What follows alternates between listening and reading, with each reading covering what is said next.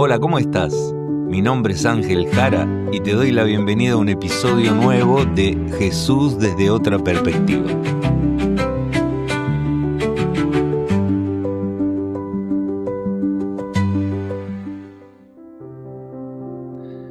Jesús estaba terminando la conversación con la mujer samaritana.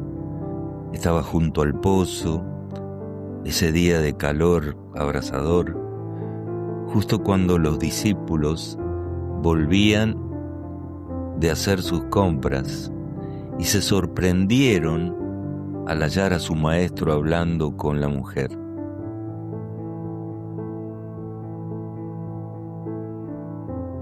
Hola, ¿cómo estás? Hoy vamos a tener en nuestro episodio un análisis de un trozo más del capítulo 4 de San Juan. Vamos a hacerlo de los versículos 27 al 42, cuya cita dice lo siguiente: En esto llegaron sus discípulos y se sorprendieron de verlo hablando con una mujer, aunque ninguno preguntó: ¿qué pretendes?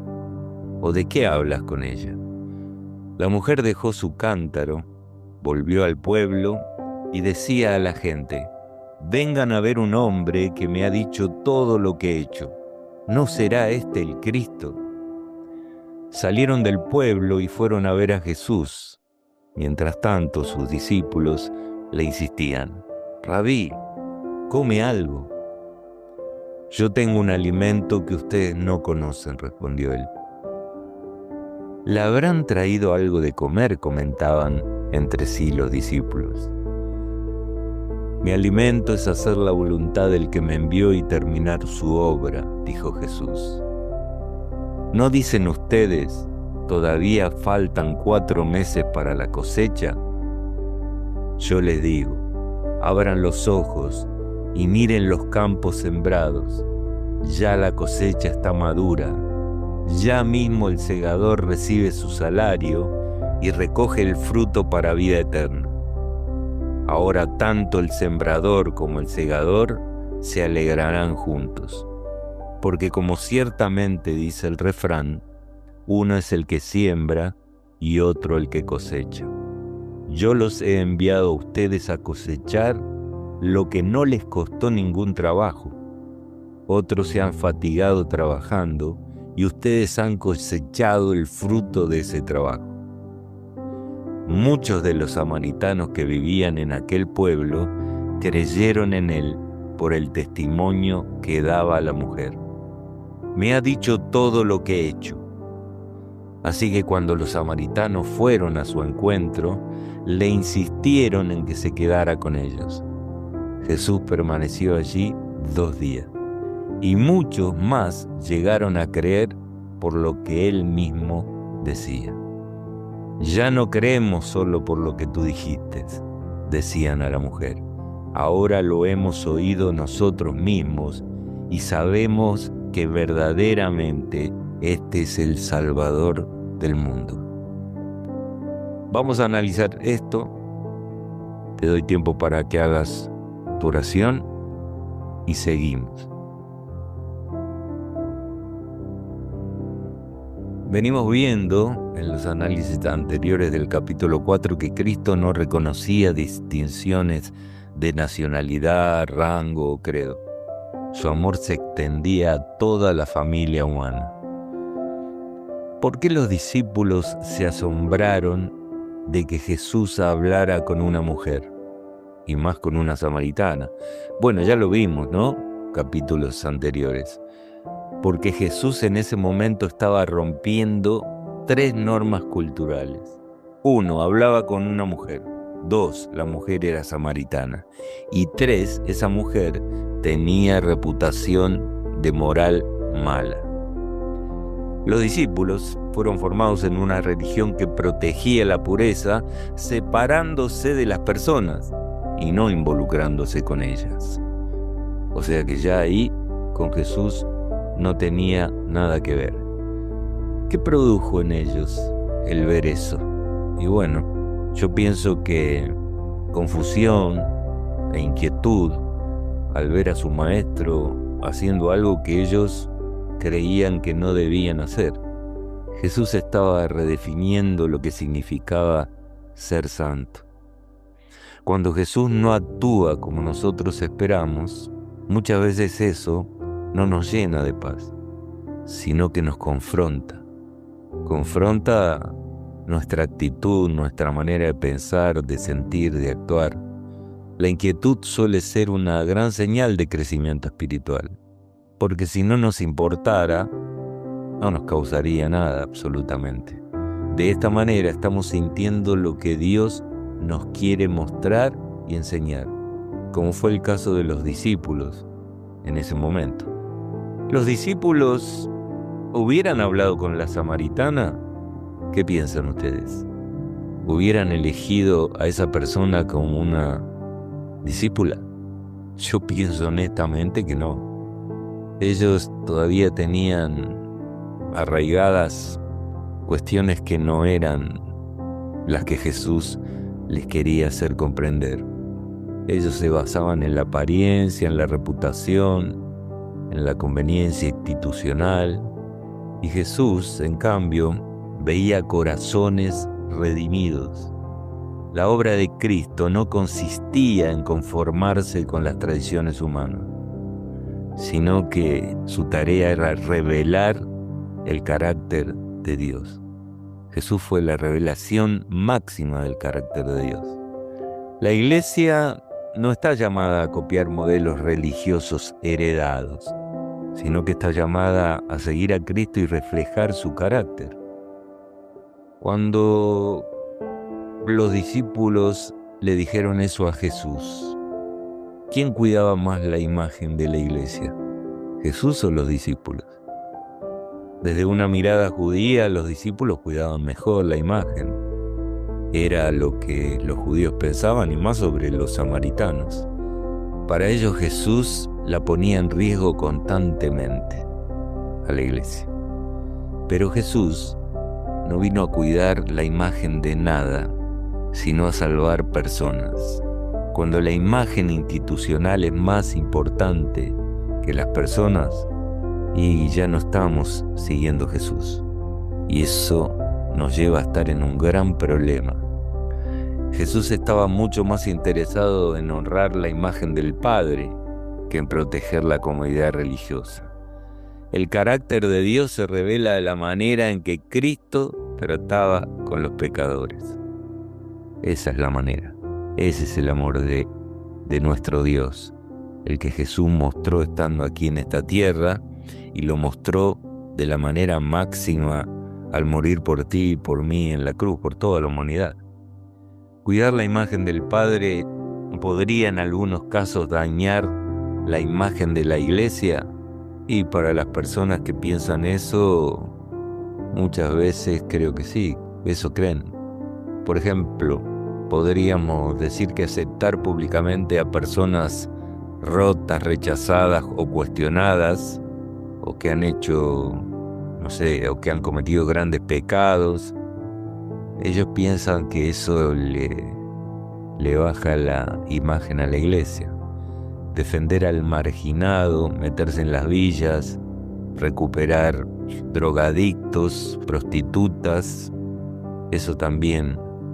Imaginen la iglesia que cuida su imagen llena de ese tipo de gente. Ellos no lo aceptarían. Priorizar restauración por encima de disciplina punitiva sería una cuestión. Pero bueno, cuanto más la iglesia se parezca a Jesús, muchas veces eso va a incomodar a los dirigentes religiosos, y estos van a poner trabas. De hecho, que la Biblia dice que cuando Jesús separe el trigo de la cizaña perseguirá al trigo. Y yo creo que no falta mucho para ese momento. Yo creo que falta poco. ¿Qué hizo la mujer cuando reconoció que Jesús era el Mesías? Y dejó su cántaro, lo tiró, símbolo de su antigua búsqueda. Fue a anunciar al pueblo lo que había descubierto, a quien había conocido. Se convirtió en una misionera inmediatamente.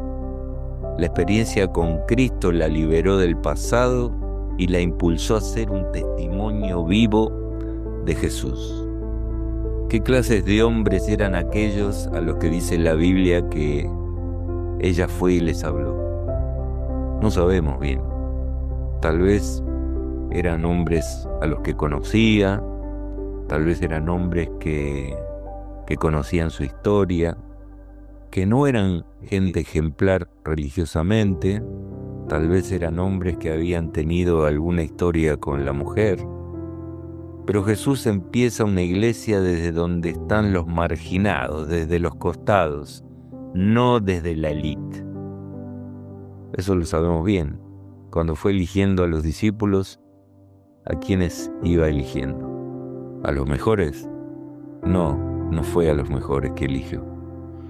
Pero sabemos que estos hombres serían personas que tenían sed porque salieron de la ciudad, escucharon a la mujer, creyeron y fueron a buscar a ese Salvador.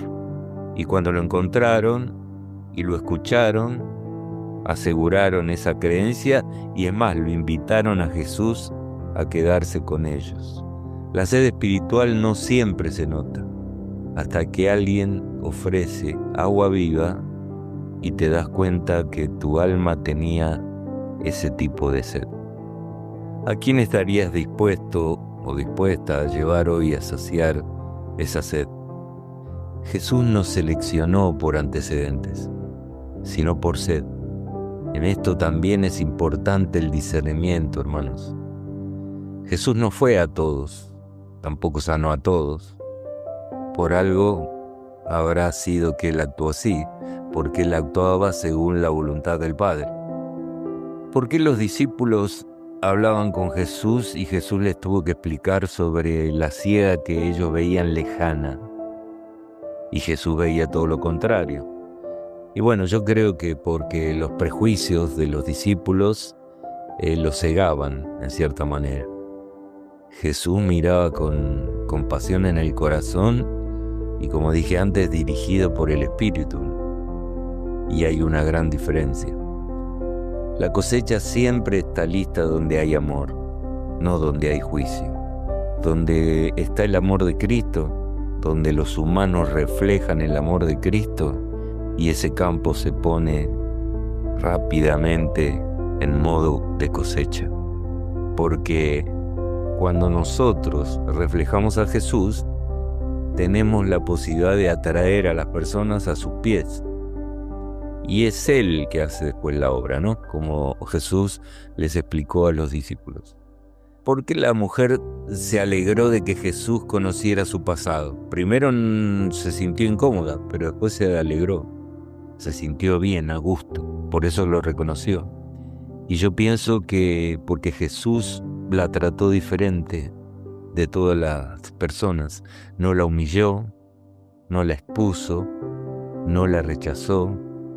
Y ella percibió esa aceptación sin complicidad. Cristo no condenó a la mujer, sino que la levantó de su situación. La sanidad comienza cuando el pasado deja de ser una fuente de vergüenza y se transforma en un testimonio vivo. Siendo tu caso en una situación similar, ¿la gente podría confiarte su pasado? Es una pregunta importante que debieras estar seguro al responder. Para que eso ocurra en tu corazón, debe haber en ti y en mí el amor de Jesús, que solo aparece cuando su Espíritu vive en nuestros corazones y los transforma. Allí entonces puede que reflejemos gracia, discreción, misericordia y madurez espiritual para atender cada caso. El pasado de una persona no es un arma, como se usa generalmente para destruir, en vez de para ayudar a sanar y salvar. El pasado de una persona es un terreno sagrado que tú y yo debemos respetar, porque tú y yo somos igual de pecadores que cualquier otra persona. Tal vez, o seguramente, con características diferentes, diferentes formas de pecado, pero todos necesitamos de esa gracia que Jesús nos brinda. La samaritana, ¿por qué piensas que recibió mejor a Jesús que lo recibieron en Judea? Y yo creo que por la necesidad, porque no tenía estructura religiosa, porque no creía tener todas las respuestas y porque estaba consciente de su necesidad y de lo que no tenía y con lo cual no estaba conforme con su vida. La autosuficiencia espiritual es la peor enemiga que hay para la fe. Cuando te crees que te las sabe todas y no escuchas lo que otros te dicen, porque tal vez Dios está poniendo personas a tu alrededor para llevarte más luz, pero como estás cerrado en tus costumbres, tus creencias, los pensamientos que traes de hace mucho tiempo, es difícil que tu mente esté abierta a escuchar a Dios cuando te habla. Juan 4 no es solo una historia antigua, es un llamado urgente a revisar qué imagen estás dando, qué imagen estás cuidando. Jesús no vino a proteger instituciones aquí, Él vino a revelar el carácter de amor del Padre. La iglesia más parecida a Cristo será siempre la más cuestionada, pero también donde haya más transformación de corazón, donde haya más corazones transformados por el Espíritu. Hasta aquí fue el análisis de hoy y nos vamos acercando al final del capítulo 4 de Juan.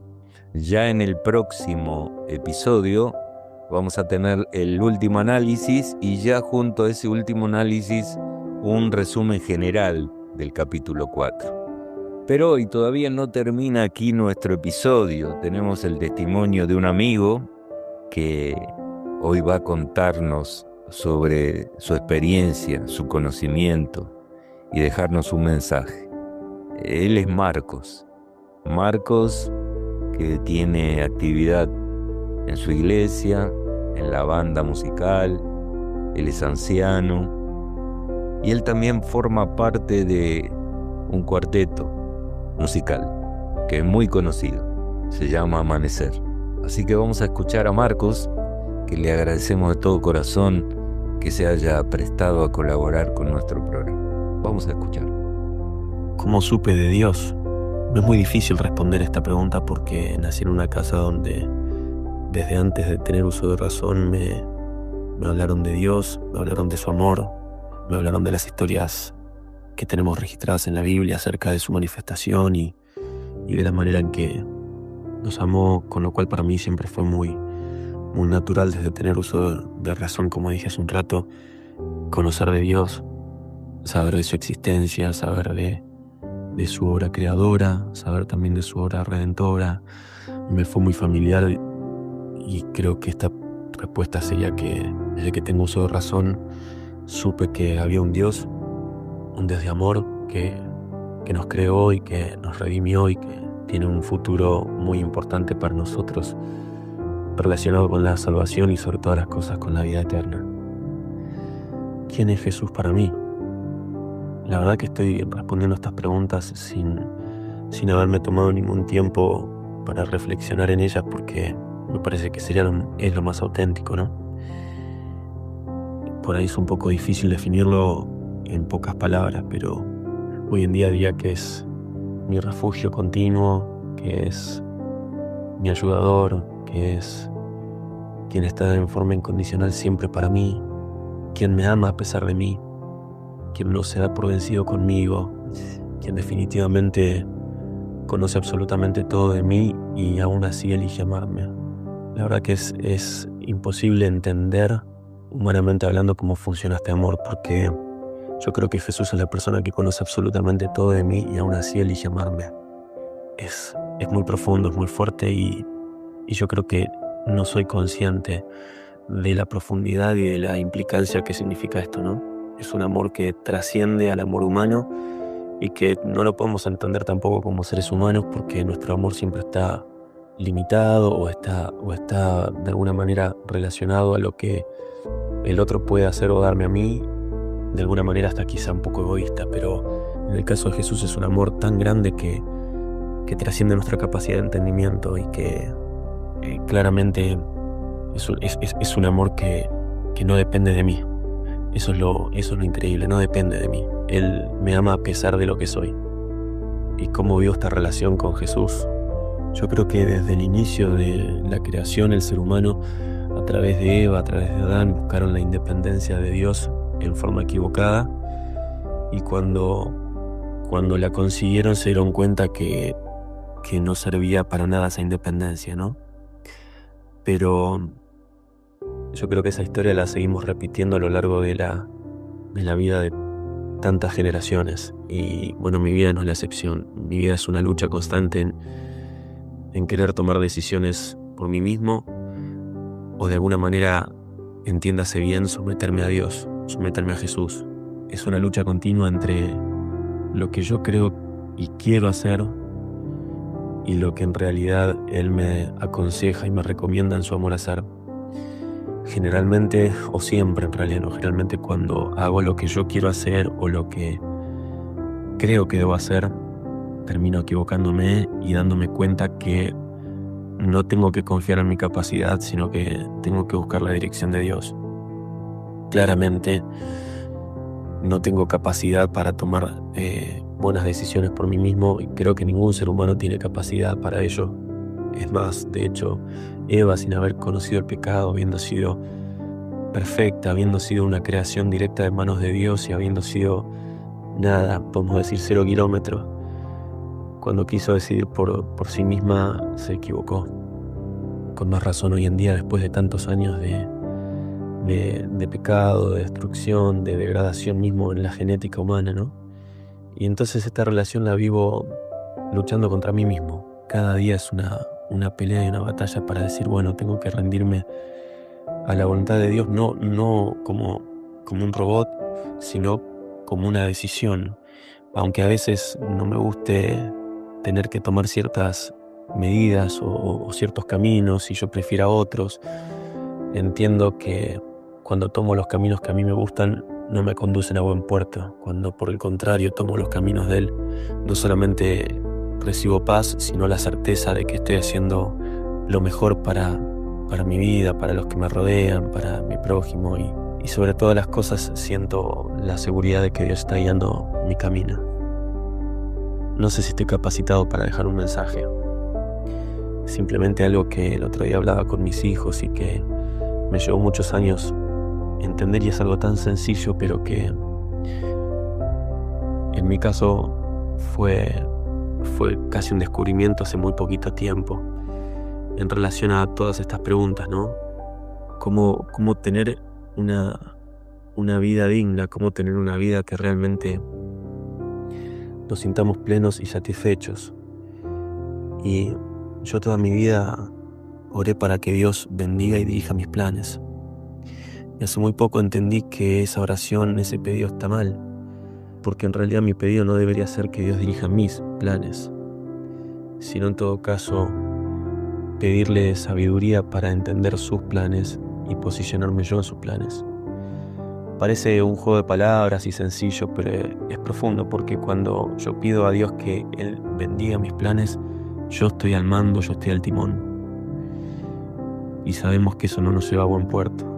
Ahora, cuando yo decido pedirle que Él dirija mi vida, cuando yo le digo, quiero subirme al barco de tus planes, quiero subirme a tus decisiones para mí, a qué es lo que tenés pensado para mí, cuál es tu propósito en mi vida, dame sabiduría para descubrirlo, yo creo que ahí cambia. Y de alguna manera nuestra vida empieza a tener mucho más sentido. No sé si es muy profundo, no sé si te sirve, ojalá Dios quiera que te sirva en este momento. A mí me sirvió mucho entenderlo, no voy a mentir, no es que ya lo tengo súper claro y me manejo así todos los días de mi vida, porque, insisto, en relación a la otra pregunta, cómo vivo esta relación, en una lucha constante de soltar yo el volante y dejar que el volante lo maneje Él, me cuesta mucho, me cuesta horrores, pero entendí que no son mis planes los que Dios tiene que bendecir, sino que yo tengo que ser bendecido a través de sus planes para mi vida. Marcos, te agradecemos de corazón tu colaboración. Deseamos que Dios te guarde, te acompañe, te bendiga, te proteja en todos los caminos y sea tu dirección en cada uno de tus días. Muchísimas gracias. Y como reflexión final, yo creo que el encuentro en Samaria nos enseña que el éxito misionero no depende de la reputación del misionero, sino del poder que viene de Dios a través del mensaje que él o ella llevan. Una mujer con 5 fracasos matrimoniales logró en 2 días lo que los 12 discípulos no lograron en Judea en meses: que toda una ciudad reconociera a Jesús como el Salvador del mundo. Eso es grandioso. Como todas las historias, como todos los capítulos de los 4 evangelios que vamos a ir analizando en nuestro programa. Mira, si tienes ganas de dejarnos tu testimonio para que lo podamos compartir con los oyentes, lo puedes enviar en una nota de audio a nuestro mail orejaabierta@gmail.com. También te invitamos a que nos sigas en las redes sociales a través de Oreja Abierta, en algunos casos, en otros oreja.abierta, y que compartas los videos que allí publicamos, como mismo los episodios de Spotify, para que otros también puedan conocer de Jesús, de cómo relacionarse con Dios a través del Salvador, y para que podamos llegar a más personas. Cuanto más personas se suscriban y compartan los videos, nos ayudan un montón. También en nuestra página de Facebook hay 2 códigos a través de los cuales puedes colaborar con ayuda, con la que puedas, para que esto siga creciendo y mejorando día a día. Le agradecemos a Dios que, a comparación del primer capítulo que tuvimos, que fue muy corto, no teníamos muy claro qué hacer ni cómo, pero nos largamos creyendo en que Él nos iba a dirigir, y acá estamos, gracias a Él, con un episodio mejor que otro. Así que bueno, esto fue todo. Te deseamos una gran semana por delante. Dios te guarde y te guíe en todos tus pasos, y si Dios quiere, nos encontramos en el próximo episodio de esto que decidimos llamar Jesús desde otra perspectiva. Un abrazo grande, hasta pronto, chao.